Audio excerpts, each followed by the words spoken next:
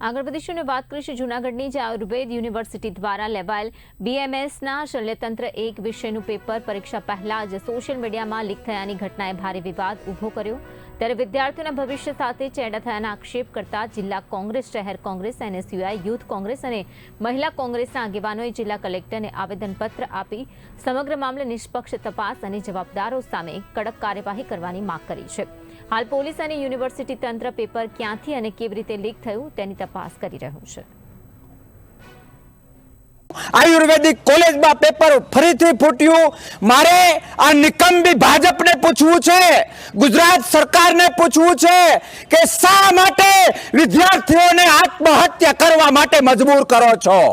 तमे जो घर लईने बैठा हो तो जय भगवान, जय अल्लाह, जय ईश्वर में मानता हो एनी नजर समक्ष राखीने ए भाजपना नेताओ एक वखत विचारो के तमारा घर में 15, 20 के 25 वर्षनो दीकरो दीकरी, आशास्पद दीकरो के दीकरी आ रीते सरकारनी भूलने लीधे आपघात करे, डिप्रेशन में